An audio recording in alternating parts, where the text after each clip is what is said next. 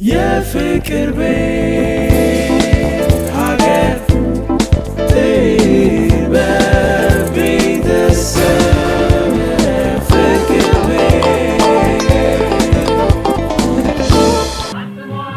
የመሳፍንት አገዛዝ የህልውናችን መስ በዘመን ሥራ መያዝ ዘመድ የለሹን ማውገዝ እጆቹን ማቆራመት ወዲያ ወዲህ ማውደልደል እየዞሩ ማጥበርበር ኢትዮጵያ ለበርካታ አስርት ዓመታት ትተዳደርበት ከነበረው ንጉሳዊ አገዛዝ መላቀቅ አለባት በሚል በተለይም መሬት በመኳንንቱና መሳፍንቱ እንዲሁም ዘመዶቻቸው ተይዞ አራሹ ጉልበቱን እያፈሰሰ ተጠቃሚ ባለመሆኑ መሬት ላራሹ እንዲሆን በዓለም እያገነገነ የነበረው የሶሻሊስት ርዕዮትም በኢትዮጵያ እንዲቀነቀን የኢትዮጵያ ተማሪዎች ትግል ጀምረው ነበር። የተለያዩ አገልግሎት ላይ የተሰማሩ ሰራተኞች፣ የታክሲ ሹፌሮችና ሌሎችም ይህንኑ ትግል ተደባለቁት። መሬት መሬት መሬት ላራሹ መሬት መሬት መሬት ላራሹ ሌላ ባሳሹ ሀገሩን ለባላደሩ ድላ በመሃል ይህንን ትግል ተቀብሎ የሚያስቀጥል አደረጃጀት ስላልነበር ጦር ሰራዊቱ ጣልቃ ሊገባ እንደሚችል ሲገመት ነበር። የበላይ መኮንኖች የሥርዓቱ አካላት ናቸው በሚልም ከሻለቃ በታች የነበሩና ከአገሪቱ የተለያዩ እዞች የተሰባሰቡ ወታደሮች ውጫዊ ሽፋኑ ለሰራዊቱ ጥያቄ ማቅረብ የሆነ በኋላ ላይ ግን ከንጉሱ ላይ ስልጣን የመረከብ እንቅስቃሴ ጀመሩ። ይህ ስብስብም ደርግ የሚል መዋቅር ይዞ በጊዜያዊ ወታደራዊ አስተዳደር ደርግ ስያሜ ስልጣኑን ለሲቪል መንግስት አስረክባለሁ በሚል የስልጣን እርካቡን ተቆጣጠረ። ንጉሱ ከተገደሉ በርካታ የዙፋናዊው አስተዳደር ባለስልጣናት በጅምላ ከተረሸኑ በኋላ ደርግ የገባውን ቃል ባለመጠበቅ መንግስትነቱን አጠናከረ። ከአጼ ኃይለ ሥላሴ ዘመን አንስቶ ሶማሊያ ነጻ ከወጣች በኋላ ታላቂቷን ሶማሊያን መሰረታለን የሚለው ቅዠት ደግሞ በሌላ መልኩ የኢትዮጵያን ሉዓላዊ ግዛቶችም የመጠቅለል እቅድ ስለነበረው በሰራዊት ትጥቅና ስንቅ የተደራጀው የሶማሊያ ጦር ኃይል የኢትዮጵያን ድንበር ጥሶ ገባ። የኢትዮጵያን ዳር ድንበር ጥሰው ፋሽስታዊ የሆነ ወረራ በሚያካሄዱና የመስፋፋት ዓላማ ባላቸው የሶማሌ መንግስትና የጦር ኃይሎቿ መካከልና ተከላካይ በሆነው በኢትዮጵያ ሰፊ ሕዝብ መካከል ባለው ትግል ሶማሊያ ራሷ የተፈጠረችበትና መንግስታዊ ስያሜ ያገኘችበትን ዓለም አቀፋዊ ሕግና ስርዓት ካልተከተለች ድረስ በሁለቱ ሀገሮች ምንም እንኳን ህዝቡ ከውስጡ ለደርግ እውቅና ያልሰጠ ቢሆንም በአገሩ ሉዓላዊነት መጠበቅ ላይ በነበረው የማያወላውል አቋም በእጅጉ ተቆጨ። በኮሎኔል መንግስቱ ኃይለ ማርያም የሚመራው የወቅቱ የኢትዮጵያ መንግስትም በብዙ እጥፍ የሚልቀውን የዚያድ ባሬን ወራሪ ጦር ለመመለስ ፊቱን ህዝቡን ወደ ማስተባበር አዞረ። በአጭር ጊዜ ውስጥ ከ300 ሺህ የሚበልጥ ህዝባዊ ሰራዊት በመመልመል ካሰለጠነ በኋላ አዲስ አበባ ውስጥ ትዕይንተ ወታደር ተካሄደ። እኛም ይህንኑ ምክንያት አድርገን ሁኔታውን ልናስታውስ ወደድን። በተለይም የአሁኑ ትውልድ በምን አይነት ህብረትና ጥንካሬ ያለ ብሔር ቋንቋና ሃይማኖት ልዩነት ኢትዮጵያውያን ለሀገራቸው ሲዋደቁ እንደነበር ያስተምራል በሚል መነሻነት ነው ይህንኑ ልናቀርብላችሁ የፈቀድነው። በዚሁ ዙሪያ የተሰራን ኦጋዴን ዋር ኢትዮጵያ ኤንድ ሶማሊያ የተሰኘውን ዘጋቢ ፊልም ዋቢ አድርገን ለመግቢያ ተጠቅመናል። ብሩክ መኮንን ጋርም እንቆያለን። ተከታተሉን።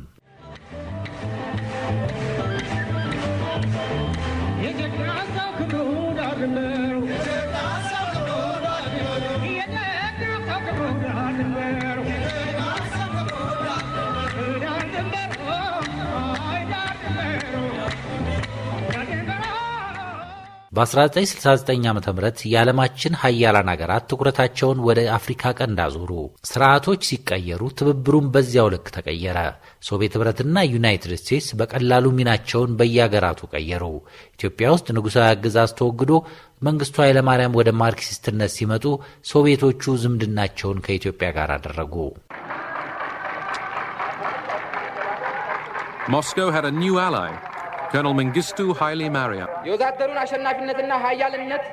When the Soviets moved into Ethiopia to assist the communist dictator there, Haile Mariam Mengistu, I thought that this was a threat to the stability of Africa. ሶቪየቶቹ ወደ ኢትዮጵያ ሲያቀኑና ኮሙኒስታዊውን አምባገነን መንግስቱ ኃይለማርያም ሲደግፉ እኔ የአፍሪካ መረጋጋት አደጋ ላይ እንደወደቀ አስቤ ነበር ይላሉ በወቅቱ የአሜሪካ ፕሬዝዳንት የነበሩት ጂሚ ካርተር። የዩናይትድ ስቴትስ የብሔራዊ ጸጥታ አማካሪ የሆኑት ብሪዜዚንኪ ደግሞ ስለ ወቅቱ ይህን ይላሉ። The Soviets at that time were proclaiming over and over again that the scales of history were tipping in the favor of the Soviet Union.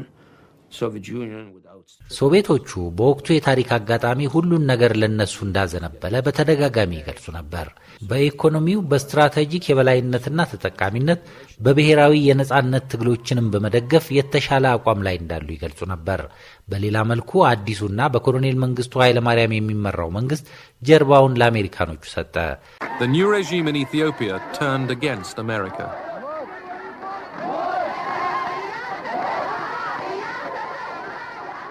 ሌላው የአሜሪካ የብሔራዊ ጸጥታ አማካሪ የሆኑት ፖል ሄንዝም መንግስቱ አሜሪካኖቹን አባረሩ፣ የአሜሪካን የእርዳታ ፕሮግራም ሰረዙ ይላሉ።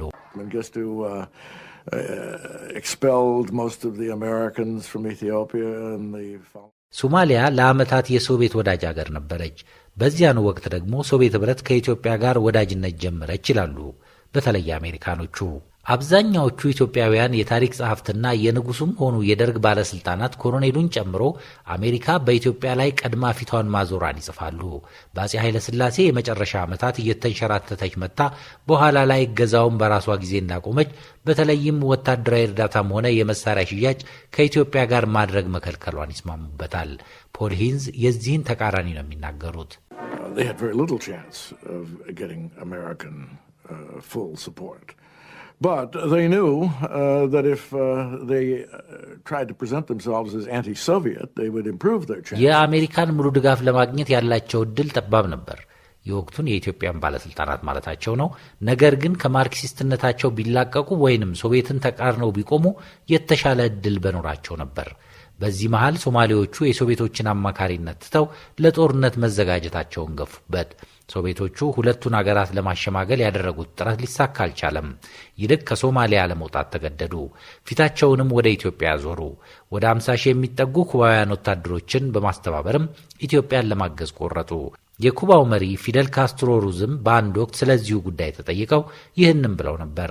It was the only operation we conducted in full agreement with the Soviets. ይህ ብቸኛውና በሙሉ ስምምነት ከሶቪየቶቹ ጋር የተሰማራንበት ኦፕሬሽን ነበር። በላቲን አሜሪካ እንኳን የዚህ አይነት ስምምነት አድርገን አናውቅም። እንደውም የሆነው ከዚህ በተቃራኒ ነበር። በወቅቱ በኢትዮጵያ የሶቪየት ወታደራዊ ተልዕኮ ኃላፊ የነበሩት ፒተር ቻፕሊጅን ይህንኑ ሐሳብ ያጠናክራሉ። The Cuban troops in Ethiopia played a very important role. በኢትዮጵያ የነበሩት የኩባ ወታደሮች እጅግ ጠቃሚ ሚና ነበራቸው። በእርግጥ የኛ ጥምረት ጦርነቱ ላይ ለኢትዮጵያውያን ከፍተኛ ጠቀሜታ አበርክቷል።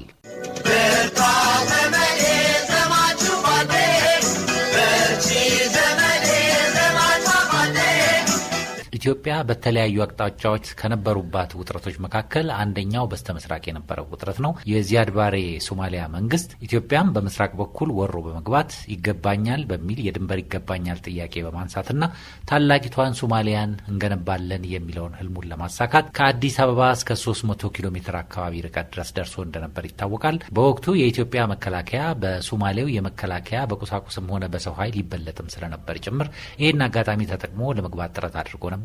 በዚያን ወቅት የጊዜያዊ ወታደራዊ አስተዳደር ደርግ ህዝቡን በማስተባበር በህዝባዊ ሚሊሻነት እንዲሰለጥን ካደረገ በኋላ ከ3 ወር ስልጠና በኋላ ወደ አዲስ አበባ በመምጣት ትርኢት አሳይቶ ነበረ። ይህንን በተመለከተ ብሩክ መኮንን ከኛ ጋር ቆይታ ያደርጋል።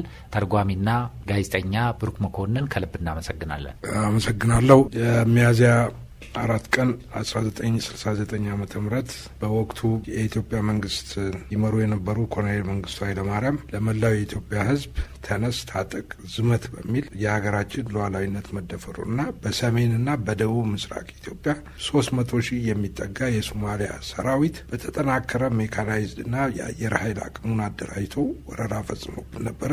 ይህንን ወራሪ ሰራዊት እና ወረራውን ለመቀልበስ የኢትዮጵያ መንግስትና ህዝብ በጊዜው የተደራጀና የሰለጠነ የሚባል 40 ሺህ ጦር ብቻ ነበር። ያንን 40 ሺህ ጦር ወደ 300,000 የሚጠጋውና የምዕራብ ሶማሌ ነጻነት ግንባር፣ የሶማሌ ኦቦ ነጻነት ግንባር በሚል በሀገር ውስጥም በሶማሌ መንግስት እርዳታና ድጋፍ የተቋቋሙ የአማጽያን እንቅስቃሴዎች ከሶማሌ ጦር ጋር በተደራጀ ሁኔታ ወረራ አካሂደው ነበረ። ያንን ወረራ ለመቀልበስ የኢትዮጵያ መንግስት የወሰደው እርምጃ የእናት ሀገር ጥሪ ማድረግ ነበረ። ይህ የእናት ሀገር ጥሪ አዋጅ ሚያዝያ 4 ቀን 1969 ዓ.ም በኢትዮጵያ ሬዲዮና ቴሌቪዥን በኮሎኔል መንግስቱ ኃይለማርያም አማካኝነት ከተላለፈ በኋላ ጦርነቱ ከመጀመሩ በፊት የሁለቱ ሀገሮች መካከል ያለውን ውጥረት ለማርገብና ወረራውን በሰላማዊ ድርድር ለመፍታት የተለያዩ ወዳጅ ሀገራትና የአፍሪካ አንድነት ድርጅት አመራሮች የበኩላቸውን ጥረት አድርገው ነበረ። 2 ጊዜ ያህል በሁለቱ መንግስታት ከፍተኛ አመራሮች አማካይነት ድርድሮች በሰንዓ በኤደንና ኩባ ሀቫና ውስጥ ተካሂዶ ነበረ። የመጀመሪያውን ድርድር በኮሎኔል ብርሃኑ ባየህ የተመራ የኢትዮጵያ ልኡካን ቡድን ለ15 ቀናት በኩባ ፕሬዚዳንት በፊደል ካስትሮ አማካይነት ያደረገው ድርድርና ጦርነቱን በሰላማዊ መንገድ ለመፍታት የተደረገው ጥረት ውጤት ሳያስከትል ቀርቶ ለሁለተኛ ጊዜ በሁለቱ ሀገሮች ፕሬዚዳንቶች የተመራው የሁለቱ ሀገሮች ልኡካን ቡድን በፊደል ካስትሮ አማካይነት በኤደን የመን አሁን የየመን ሪፐብሊክ ያኔ ሰሜንና ደቡብ የመን ተብሎ ለሁለት ተከፍሎ ነበረ። በዛ ተካሂዶ ነበር። በድርድሩ ላይ የተገኙት ሁለቱ መሪዎች የአፍሪካ አንድነት ድርጅት ተወካዮች በፊደል ካስትሮ አደራዳሪነት በተደረገው ድርድር ላይ ፊደል ካስትሮ እንዳውም ኢትዮጵያ ከሶሻሊስት ጎራ ከሚደረግላትን የኢኮኖሚም ሆነ የወታደራዊም የፖለቲካ እርዳታና ድጋፍን አጠናክራ በመያዝ በምስራቅ አፍሪካ የጅቡቲን ሶማሊያን ቀላቅለው አንድ አድርጎ የማስተዳደር በምስራቅ አፍሪካ ጠንካራ የሆነች ሀገር በኮንፌዴሬሽን የተዋሃደች ሀገር ለመመስረት ያቀረበው ሀሳብ ዚያድ ባሬን በጣም ካሳቃቸውና በተቃውሞ ስብሰባውን ረግጠው እስከ መውጣት ድረስ ያደረጋቸው ጉዳይ ነበረ። የዚህ ድርድር የመጨረሻው ቀን ዚያድ ባሬ በቀጥታ ወደ መንግስቱ ኃይለማርያም እጃቸውን እያወዛወዙ ጠብቀ አይነት አንተ ስለ ጦርነት የምታውቀው ነገር የለም፣ የጦርነት ምንነትን ከዚህ ተመልሰን ስንሄድ እንድትማርና እንድታውቅ ስለማድርግ ከእንግዲህ ወዲያ ጦር ሜዳ እንገናኝ ብለው በዛቻ መልክ እንደተናገሩ በጊዜው ስብሰባው ላይ የነበሩ የአይን ምስክሮች የተናገሩት ቃል ነው።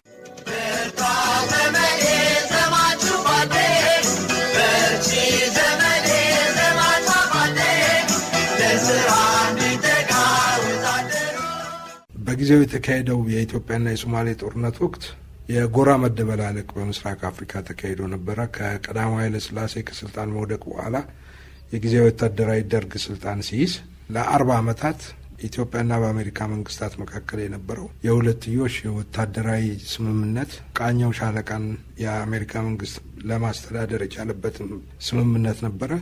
የ250 ሚሊዮን ብር የጦር መሳሪያ ድጋፍ ለኢትዮጵያ መንግስት ተሰጥቶት ነበር ከአሜሪካ መንግስት በኩል። በስምምነቱ መሰረት የ100 ሚሊዮን ብር የሚያወጣ ወታደራዊ ቁሳቁስ ለመስጠት አሜሪካ የገባችውን ቃል በግዢ መልክ የኢትዮጵያ መንግስት ከአሜሪካ ማግኘት ያለበትን መሳሪያን የጂሚ ካርተር መንግስት ከልክሎ ነበር። ለበርካታ ዓመታት ሶማሊያ ነጻ ከወጣች ጀምሮ ድጋፍ ታገኝ የነበረው ከሶቪየት ህብረት ነው። የሶቪየት ህብረትና የሶሻሊስቱ ጎራ ለ22 ዓመታት ያህል የሶማሊያን ሰራዊትና አጠቃላይ ሶማሊያን መንግስት በከፍተኛ ሁኔታ ሲረዱና የጦር ኃይሉን በከፍተኛ አቅም እንዲፈጠር አድርገውት ነበር። ጦርነቱ ሲነሳና የንጉሱ አስተዳደር ከተወገደ በኋላ ባለው መንገድ ላይ የዋርሶ ቃል ኪዳን አገሮች ፊታቸውን ወደ ኢትዮጵያ ያዞሩበት ምክንያት ሶቪየቶችን ሶማሊያ ሀርጌሳና በርበራ ያላቸውን ጦር ሰፈር ነቅለው እንዲወጡ ዚያድ ባሬ ሲያዝ በቀጥታ የሶቪየት ጦር ኃይል የኩባ እና የሌሎችም አገሮች ድጋፋቸውን ለኢትዮጵያ መንግስት በማድረግ ኢትዮጵያ ወደ ሶሻሊስቱ ጎራ እንድትቀላቀል አድርጓል። ከዛ በኋላ በጦርነቱ ወቅት ሶቪየት ህብረት፣ ቻይና፣ ህዝባዊት ኮሪያ፣ ምስራቅ ጀርመን፣ ቼኮስሎቫኪያ፣ ቡልጋሪያ፣ ሃንጋሪ፣ ሮማኒያ፣ ዩጎስላቪያ፣ ኩባና ደቡብ የመን ከኢትዮጵያ ጎን ሲቀመጡ አሜሪካኖችና ሌሎችም የምዕራብ ሀገር መንግስታት ከሶማሊያ ጎን ሆነው ነበር ጦርነቱ ሲካሄድ ነበር።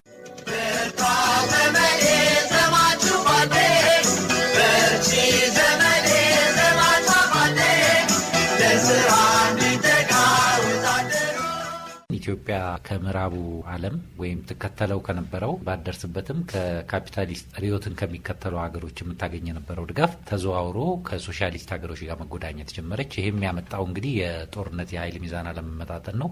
እገዛዎችን ለማግኘት ወደዛ ዞረች ማለት ነው። ሀገር ውስጥ ካለው የፖለቲካ ግፊት አንጻር እንደሚታወቀው በሰው ኃይልም የተጠናከረች አልነበረችም እና ህዝባዊ ሚሊሻ በሚሰለጥንበት ጊዜ አሁን ያልናቸውም ነገሮች የተሟሉ አልመሰለኝም። እስቲ በዛን ጊዜ ሚሊሻውን ለማሰልጠንና የተካሄደው ጥሪ ምን ይመስል ነበር?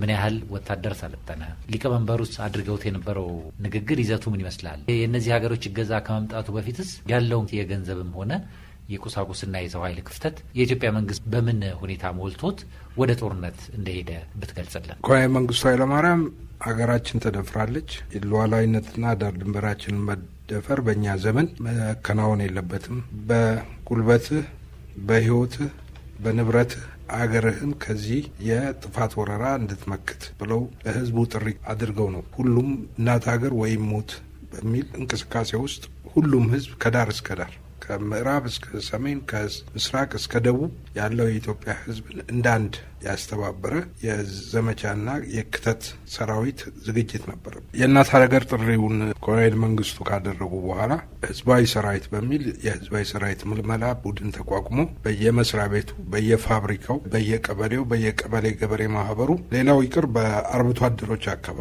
የመንግስት መዋቅር ባይኖርም በፈቃደኝነት ጭምር ለሰራዊት አባልነት በርካታ ሰዎች ምልመላ ተካሂዶ ነበረ።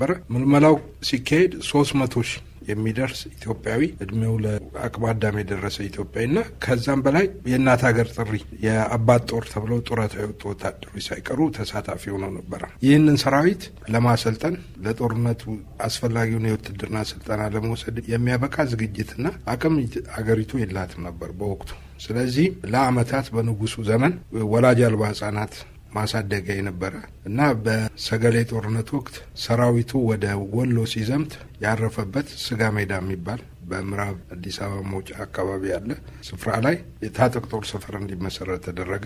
በስጋ ሜዳ ላይ የታጠቅ ጦር ሰፈርን ለመመስረት በጊዜው በሰራተኛና ማህበራዊ ጉዳይ ሚኒስቴር ውስጥ በከፍተኛ ኃላፊነት ይሰሩ የነበሩት አምባሳደር ካሳ ከበደ ተሰማ ይህንን የማሰልጠኛ ጣቢያን ወይንም ጦር ሰፈርን የማቋቋሙን ኃላፊነት ወሰዱ። በዛ ወቅት የአዲስ አበባ የሚገኙ እድሮች የአዲስ አበባ ብቻ ሳይሆን በተለያዩ የሀገሪቱ ክፍሎች ባሉ ከተሞች ውስጥ ያሉ እድሮች ያላቸውን ድንኳን ቢኖራቸው አንዱን እንዲሰጡ ተደረገ። ሳህን፣ ኩባያ፣ ቢላዋ፣ ብረት ድስቶች ሳይቀር ለዚህ ዘመቻ ለሰራዊቱ አበረከቱ።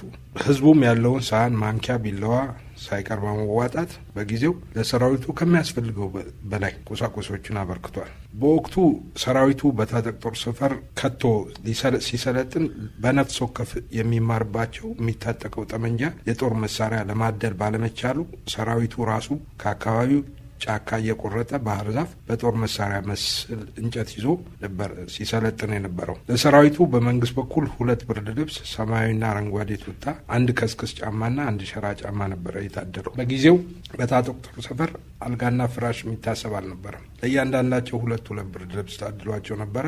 አንዱ የሚለበስ ሲሆን አንዱ የሚነጠፍ ነበር። 300 ሺህ የሚደርሰው ምልምል ሰራዊት ከተለያዩ የሀገሪቱ ክፍሎች ወደ ታጠቅ ጦር ሰፈር ሲገባ ያጋጠመ አንድ አስገራሚ ክስተት ነበር። የተመለመለው ህዝባዊ ሰራዊት አባላት ውስጥ ታጠቅ ጦር ሰፈር ለመግባት በጀመረ ወቅት ከተለያዩ የሀገሪቱ አካባቢዎች የተመለመሉ የኤሌክትሪክ ብርሃንና መኪናን አይተው ማያውቁ፣ ዘመናዊ ከተማን አይተው ማያውቁ ነበሩ። የተመለመለው ህዝባዊ ሰራዊት አባላት ውስጥ ጥቂቶቹ ከምሽቱ 2 ሰዓት አካባቢ ወደ ታጠቅ ጦር ሰፈር ሲገቡ የተጫኑበት መኪናዎች ጦር ሰፈር ሲያመሩ ከምሽቱ 2 ሰዓት አካባቢ ነበር የደረሱት። መኪናዎቹ ዝግ ብለው ምልምሎቹን ጭነው ከዋናው መንገድ ወደ ግራ ጥፍ ብለው ጥቂት እንደተጓዙ ከርቀት በኤሌክትሪክ መብራት የደመቀውን የታጠቅ ጦር ሰፈርን ያሉ እነዚህ ምልምሎች የኤሌክትሪክ ብርሃን የተንቆጠቆጠውን ስፍራ አይተው ስለማያውቁ በጣም ደንግጠው ተሸበሩ። እሳት የሚንቀለቀልበት ምድጃ ነበር የመሰላቸው ከሩቅ።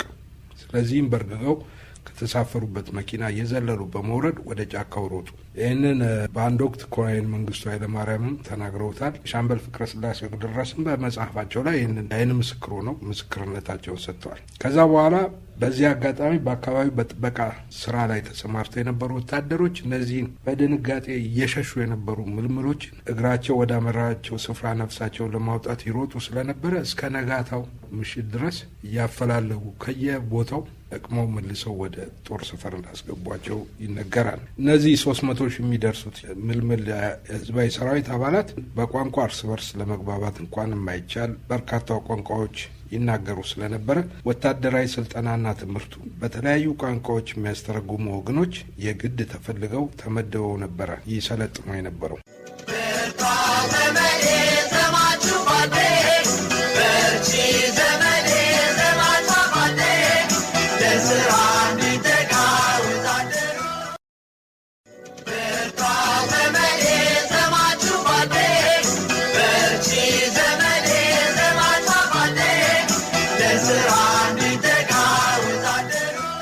ለሁለት ወራት ያህል በታጠቅ ጦር ሰፈር ከትመው ወታደራዊ ትምህርትና ስልጠና እንዲሁም ወታደራዊ ሰልፍ አሰላለፍ ስልጠና ሲወስድ የነበረው ጦር ወደ ጦር ግንባር ከመዝመቱ በፊት በአዲስ አበባ ከተማ ታላቅ ወታደራዊ ሰልፍ እንዲያካሂድ በተያዘው ዕቅድ መሰረትም ሰኔ 16 ቀን 1969 ትዕይንተ ሰልፉ እንዲካሄድ ቀነ ቀጠሮው ተቆረጠ። በወቅቱ በተለያዩ ጊዜ ኮሎኔል መንግስቱ ኃይለማርያም ከሌሎች ከፍተኛ ወታደራዊ ሹማምንትና ከሶሻሊስት ሀገር የመንግስት ተወካዮች ጋር ወደ ታጠቅ ጦር ሰፈር እየተመላለሱ የሰልጣኝ ጦር ዝግጅት ይመለከቱ ነበር። በታጠቅ ጦር ሰፈር ስልጠና ሲወስድ ለነበረው ህዝባዊ ሰራዊት ስንቅ፣ ቀለብ በማዘጋጀት ምሳ፣ እራት፣ ቁርስ በማዘጋጀት ረገድ የአዲስ አበባና ዙሪያ ያለ የቀበሌ ሴቶች ማህበራት ሴቶች፣ ወጣቶች ተራ በመግባት ወደ ታጠቅ ጦር ሰፈር በመሄድ የምግብ ዝግጅት ላይ ከፍተኛ ተሳትፎና አስተዋጽኦ አድርገዋል። በታጠቅ ጦር ሰፈር ስልጠና ሲወስድ የነበረው ህዝባዊ ሰራዊት ለሰኔ 16 ቀኑ 1969 ወታደራዊ ትዕይንተ ሰልፍ ለማድረግ ሲዘጋጅ ለዛ የሚሆን የወታደራዊ የደንብ ልብስ ከደቡብ ኮሪያ ኩባንያ ጋር የኢትዮጵያ መንግስት ባደረገው ስምምነት ተሰፍቶለት ነበር። ይህ ወታደራዊ የደንብ ልብስ አረንጓዴው ጎላ ያለ ዥጉርጉር አሁን ሬንጀር እንደሚባለው አይነት ሆኖ ነው። ጠንካራ ጨርቅ ጥንካሬ እንዲኖረው ተደርጎ የተመረጠ ነበረ። ጫማ፣ ኮዳ፣ የሸራ ቀበቶ፣ ጥይትና የምግብ መያዣ ኮሮጆ ወይንም ጀበርና ይባላል። በሰልፍ ላይ የሚታጠቀው የክላሽንኮቭ ጠመንጃ ታደለ። ሰልፉ የሚቀርብበት ቀን ዋዜማ ላይ ቀኑን ሙሉ የሰራዊቱ አባላት ገላቸውን ሲታጠቡ፣ ጸጉራቸውን ሲስተካከሉ፣ ጺማቸውን ሲላጩና ልብሳቸውን፣ ትጥቃቸውን ሲያዘጋጁ አመሹ። ህዝባዊ ሰራዊት ልክ በነገው ቀን የጋብቻ ስነ ስርዓቱን የሚፈጽም ሙሽራ ነበረ የሚመስለው ይላሉ በወቅቱ ሁኔታውን ይከታተሉ የነበሩ በአሰልጣኝነት የተሳተፉ አንዳንድ የቀድሞ ጦር አባላት። ከዚያም በሌሊቱ 6 ሰዓት ገደማ ተነስተው እስከ ሌሊቱ 10 ሰዓት ወታደራዊ ትጥቃቸውን ዩኒፎርማቸውን ለብሰው በተዘጋጀላቸው መኪና ተጭነው ወደ ኦልድ ኤርፖርት ወይንም አርሚ አቪዬሽን ወደ ተባለው ስፍራ ተጓጓዙ። ጦር ኃይሎች አካባቢ ማለት ነው። ሰኔ 16 ቀን 1969 የአዲስ አበባ ህዝብ በነቂስ በመውጣት በመስቀል አደባባይ ከንጋቱ 12 ሰዓት ጀምሮ በአደባባይ ሞልቶ ይጠባበቅ ጀመረ። ወታደራዊ ሰልፉ ከጠዋቱ 2 ሰዓት ላይ ሊቀመንበር መንግስቱና ጥሪ የተደረገላቸው ባለስልጣናትና የውጭ ሀገራት ዲፕሎማቶች፣ ጋዜጠኞች በተገኙበት ነበረ ስነ ስርዓቱ የተጀመረው። ሰልፉ ከመጀመሩ በፊት የሀገሪቱ መከላከያ ሚኒስቴር ስለ ህዝባዊ ሰራዊቱ ስልጠና ንግግር ካደረጉ በኋላ መንግስቱ ኃይለማርያም ለሚሊሻው የሰንደቅ ዓላማና የሰንደቅ ዓላማ ስጦታ እንዲያደርጉ ጋበዟቸው። ኮሎኔል መንግስቱ ኃይለማርያም ንግግር ካደረጉ በኋላ በ7 ክፍለ ጦር የተደራጀ በ7 ክፍለ ጦር ተወካዮች ተራ በተራ እየቀረቡ በጉልበታቸው በመንበርከክ የኢትዮጵያን ሰንደቅ ዓላማን ከሊቀመንበሩ እጅ ተቀብለው ሀገራቸውን ኢትዮጵያን ዳር ድንበርና ለዋላይነት ለመጠበቅ ቃል ገቡ። ሊቀመንበሩም ለሰራዊቱ መልእክት አስተላልፉ። በምድብ ሆኖ የተመመው ሰራዊት በሊቀመንበሩ በቆሙበት ሲደርስ ራስ ቀኝ እያለ ሰላምታ በመስጠት ማለፍ ጀመረ። በ10 ረድፍ በ10 ጥልቀት የተሰለፈው ህዝባዊ ሰራዊት መስመሩን ጠብቆ ምንም አይነት መዛነፍ ሳያሳይ ሲተሙ አለ። ከጦር ኃይሎች በመነሳት በአብዮት አደባባይ አድርጎ በአፍሪካ ጎዳና ማብቂያው የሰልፉ ማብቂያ ጃልሜዳ ነው። ጃልሜዳ የሚተመው ህዝባዊ ሰራዊት በሊቀመንበሩ ፊት ከጠዋት 2 ሰዓት እስከ ከሰዓት 8 ሰዓት ድረስ ሲያልፍ ነበር። በጊዜው በታጠቅ ጦር ሰፈር ከቶ የነበረው 300 ሺህ ጦር ውስጥ 120 ሺህ ጦር ነበረ በወታደራዊ ሰልፉ ላይ የተሳተፈው። አብዮታዊት እናት ሀገር ወይም ሞት! ዓለም አቀፋዊ ወዳጅነት ለዘላለም ይኑር። ዓለም አቀፋዊ ወዳጅነት ለዘላለም ይኑር። የኢትዮጵያ ሰፊ ሕዝብና የኢትዮጵያ ቤታዊ ሰራዊት በአንድነት በህብረት ለማያዳግም ድል ወደፊት ወደፊት ወደፊት የኢትዮጵያ ሰፊ ሕዝብ ያሸንፋል። ነው ምኞቴ በዮዴ ከራሴ በፊት ለኢትዮጵያ እናቴ ነው ምኞቴ በዮዴ ከራሴ በፊት ለኢትዮጵያ እናቴ። ይህ ዓለምን ያስደነቀና ታላቅ እጅግ ደማቅ ወታደራዊ ሰልፍ ሲካሄድ በወቅቱ በኢትዮጵያ የነበሩ የምዕራባውያን መንግስታት ዲፕሎማቶች በኢትዮጵያ የአሜሪካ አምባሳደር አማካይነት 500,000 ጦር አላሰለፋችሁም፣ የምታሳዩን አንዱን እያመላለሳችሁ ነው በማለት አንዱን በማዞር ነው እንጂ በመኪና የሆነ ቦታ እየተቀበላችሁ በዛ ጋር እያዞራችሁ ነው ይሏቸዋል። ይህንን ቅሬታቸውን የሰሙ የደርግ ባለስልጣናት ከጦር ኃይሎች ጀምሮ እየተመመ ያለው በአብዮት አደባባይ በማለፍ የአፍሪካ ጎዳና አድርጎ የአድሜዳ እስኪከት ድረስ ሲጓዝ አምባሳደሮቹ ዲፕሎማቶቹ በሄሊኮፕተር እያዘዋወሩ ስላሳዩቸው በሰልፉ 500,000 ጦር መሰለፉን አምነው አስደናቂ ክንውን ነው ብለው ምስክርነታቸውን ሰጥተዋል። ይህንን ታሪካዊ ለማስታወስ የፈለግነው የሶማሊያ ተስፋፊ ጦር በእብሪት ተከስቶ አገራችንን የወረረበትና ወረራውን የኢትዮጵያ ሕዝብ የመከተበትን ድል ያደረገበትን ታሪክ ለማስታወስ ነው። በካራማራ፣ በጭናክሰን፣ በዋርዴር፣ በደጋሀቡር፣ በቀብሪ ዳህር ከሶማሊያ ጦር ጋር የተፋለሙ ሰራዊቱን የሶማሊያን ሰራዊት መሳሪያውን አስጥለው እንዲፈረጥጥ ያደረጉና ድል የተቀናጁበትን የአያት ቅድመ አያቶቻችን የአባት የወንድሞቻችንና የእናቶቻችንን ታሪክ ይህ ትውልድ ማወቅ አለበት ከሚል ሀሳብ ነው። እንደምታውቀው ቅጠው ይሄ አሁን ያለው ትውልድ እና በእኛ ትውልድ መካከል ያለው የታሪክ ክፍተት ለመሙላት ብዙ ነገሮች መሰራት አለባቸው ብዬ አምናለሁ። የካራማራ ድል ከአድዋ ከዛ በኋላ በ1933 ጣሊያን በኋላ የውጭ ኃይል የሀገራችንን ዳር ድንበር ወሮ 300 ኪሎ ሜትር ያህል ዘልቆ ከፍተኛ ጉዳት ያደረሰበት ተጋድሏችንን ለማረጋገጥ የተዋደቅንበትና በዚህ ወቅት ከ163 አካባቢ የኩባ ወታደሮች ከ60 እስከ 100 የሚደርሱ የየመን ወታደሮች ከኛ ጋር አብረው ወድቀዋል። ከኢትዮጵያን ጋር ደማቸው ተቀላቅሎ ስጋቸው በኢትዮጵያ አፈር ላይ ረግፎ ይገኛል። እነዚህን የሀገር ባለውለታዎች ማስታወስና ማሰብ ይገባል ከሚል እምነት በመነሳት ነው።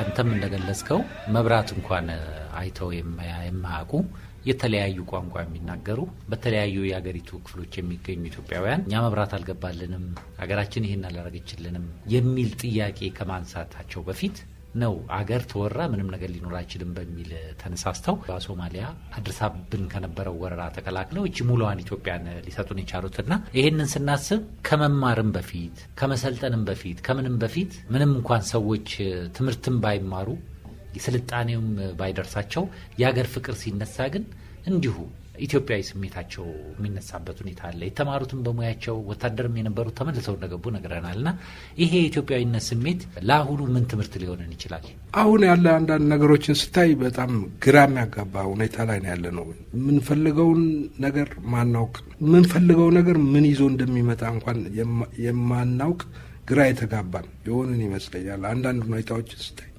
ትናንት እንደዚህ ነበር ወይ ትላለህ። መተሳሰብ የለም፣ መደማመጥ የለም፣ መተዛዘን የለም።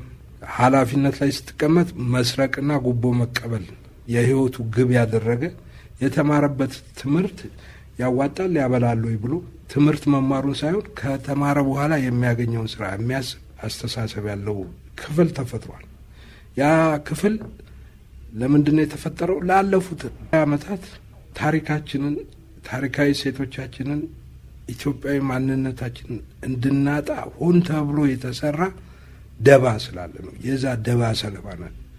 ያ ውጤት ነው አሁን እያየን ያለነው። የማያነብ ትውልድ ነው የተፈጠረው።